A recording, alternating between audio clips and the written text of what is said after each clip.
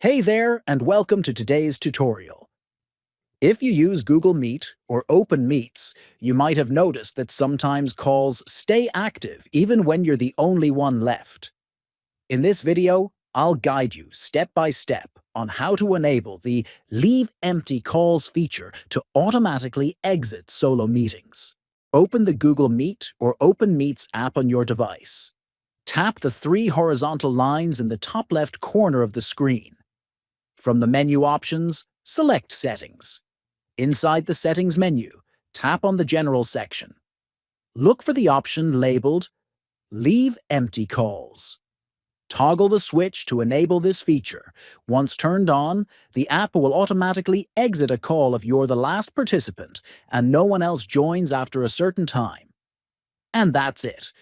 Now your Google Meet or Open Meets will exit empty calls automatically. Don't forget to subscribe for more useful tips, and leave a comment if you found this helpful.